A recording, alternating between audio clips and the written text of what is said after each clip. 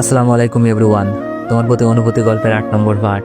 আর আপনাদের অনেক অনেক ধন্যবাদ, কারণ আপনারা এই কয়দিনে আমার টিকটকে 6 মিলিয়ন লাইক কমপ্লিট করে দিয়েছেন। আর আমি কখনো ভাবিনি যে আপনারা আমাকে এতটা ভালোবাসেন। তো চলুন বেশি কথা না বলে গল্প শুরু করা যাক। দারোয়ান বাধা দিতে চেয়েছিল, বুঝিয়ে শুনে চলে আসতে লাগলাম, কিন্তু বেশি দূর যেতে পারি নাই। পেছন দিক দিয়ে কে যেন আমার হাত টেনে নেয়। আমি পেছনে তাকিয়ে দেখি রিমি। কিছু বলার আগেই আমার গালে সজোরে চড় বসিয়ে দিল। রিমি কান্না করতে করতে বলল, কোথায় চলে যাচ্ছিলে তুমি? রিমি, আমি মুখ দিয়ে কিছু বের হচ্ছে না। রিমি কান্না সুরে বলল, রিমি আমি কি, হ্যাঁ কি ভেবেছো তুমি? চলে গেলে সব সমাধান হয়ে যাবে? মাথা নিচু করে বললাম, রিমি আমি চাই না আঙ্কেল আন্টি কষ্ট পাক। রিমি বলল, তুমি আব্বু আম্মুর কষ্টটাই দেখলে, আমার কষ্টটা দেখলে না? তোমার জন্য আমার ভিতরে যে কি রক্তক্ষরণ হচ্ছিল তুমি জানো? কাগজটা পাওয়ার পর এক মুহূর্তের জন্য মনে হচ্ছিল এই বুঝি সবকিছু অন্ধকার হয়ে এলো। রিমি কান্না করছে অঝর নয়নে। আমি বললাম, রিমি তুমি বলো আমার কি করা উচিত ছিল? যেই মানুষগুলো আমার বিপদে এসে দাঁড়িয়েছে তার মেয়ের সাথে সম্পর্ক করব? রিমি বলল, আমি বলেছিলাম তো আব্বু আম্মুকে ম্যানেজ করে নিব। আমি বললাম, রিমি এটা হয় না, আমাকে চলে যেতে দাও। আমি পা বাড়ালাম। রিমি হয়তো আমার কথা বুঝবে না। রিমি রাগ দেখিয়ে বলল, কোথায় যাবে শুনি? ভালো করে তো হাঁটতেও পারো না, আর এক পা বাড়ালে বাকি যে পাটা আছে ওটাও ভেঙে দিব। হয়তো এটাই ভালোবাসার বহিঃপ্রকাশ। আমি রিমির ভালোবাসা বুঝি, কিন্তু ভালোবাসার মূল্য দিতে পারছি না, যার জন্য আমারও খারাপ লাগছে। রিমি মন খারাপ করে অভিমানী সুরে বলল, আচ্ছা বাসায় চলো, ভালোবাসতে হবে না। আমি জানি রিমি আমার সুস্থতার জন্য এই কথা বলছে। রিমি আমাকে টেনে একটা রিকশায় বসালো। জানি কথা বললেও কোনো কাজে আসবে না। আর আমি কোথায় বা যেতাম? বাসার অবস্থা আগের থেকেও খারাপ। ভাবিকেও সংসার ছেড়ে থাকতে হচ্ছে, আর আমার পাও তো ভালো নাই।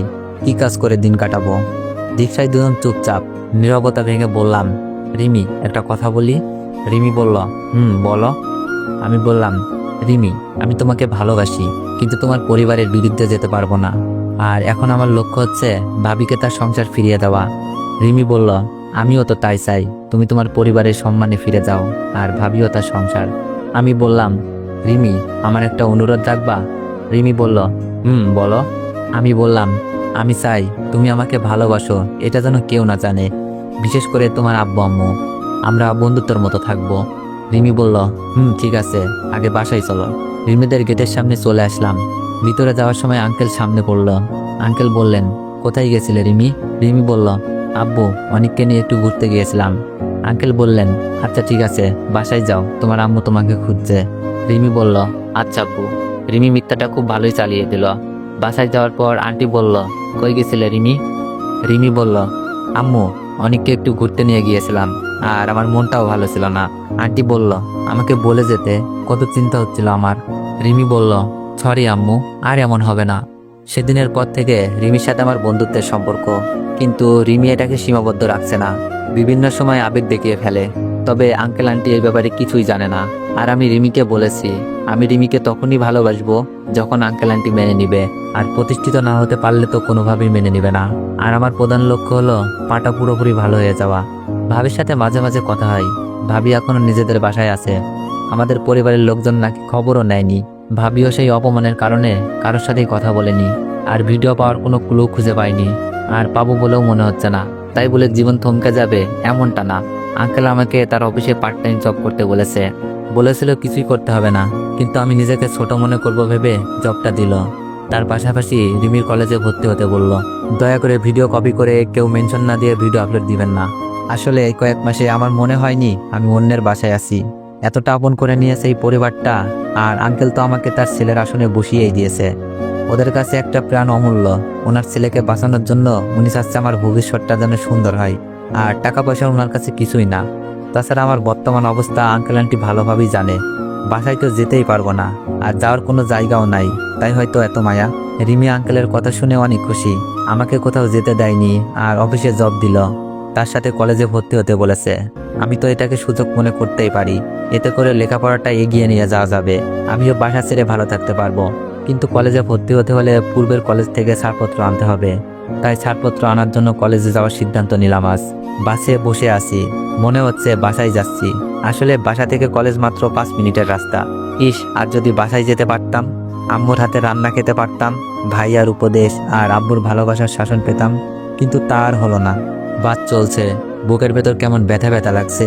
যদি দূর থেকে আম্মুকে দেখতে পারতাম। বাস এসে থামলো। বাস থেকে নামা মাত্রই আবিরকে দেখলাম। আবির আমাকে দেখেই দৌড়ে আসলো। আবির বলল, কিরে অনিক, এতদিন কইছিলি তুই কলেজে যাস না, মোবাইলে কল দিলে বন্ধ, কলেজের স্যার ম্যাডাম তোর কথা মিথিলাকে জিজ্ঞেস করলে বলতো তুই নাকি রাগ করে বাসা থেকে চলে গেছিস। আমি বললাম, ঠিকই বলেছে, রাগ করে চলে গিয়েছিলাম। মিথিলা কলেজে আসে? মিথিলা আজ যাই হোক কলেজে এই অপবাদটা দেয় নাই। আবির বলল, প্রতিদিনই তো আসে মনে হয়। কেন গেছিলে রাগ করে, আর মোবাইল বন্ধ কেন? আমি বললাম, এমনিতেই আব্বু মারছিল, পরে ঢাকায় মামার বাসায় উঠি, ওইখানেই ভর্তি হব, তাই কলেজ থেকে কিছু কাগজপত্র তুলতে এসেছি। আমার তো কোনো মামাই নাই, তবে আমার কিছু বলার ছিল না, মিথ্যাটা বলতেই হলো। আবির বলল, ও আচ্ছা, কলেজে যাবি এখন? আমি বললাম, আচ্ছা চল। আবিরের সাথে কলেজে গেলাম। কলেজে পুরনো স্কুল জীবনের বন্ধুরা এসে ভিড় করলো। কই গেছে আমি, কলেজে কেন আসি না, রাগ কিসের জন্য, আব্বু মারলে বাসা থেকে যাওয়া লাগে, আজ থেকে কলেজে আসবি কিনা। সবগুলো সত্য মিথ্যা বুঝিয়ে প্রিন্সিপাল স্যারের রুমে ছাড়পত্রের জন্য দরখাস্ত দিলাম। স্যার জানতে চাইলো কারণটা কি। আমি স্যারকে বললাম, ঢাকাতে একটা পার্ট টাইম জব পাইছি, তাই ওইখানে ভর্তি হব। স্যার আমাকে কাগজপত্র সব বুঝিয়ে দিল। পরিচিত স্যার ম্যাডামের খবর নিলাম। সবাই আমার না আসার কারণ আর এই কলেজ থেকে চলে যাওয়ার কারণ জানতে চাইল। প্রিন্সিপাল স্যারকে দাও উত্তর দিয়েছি সবাইকে।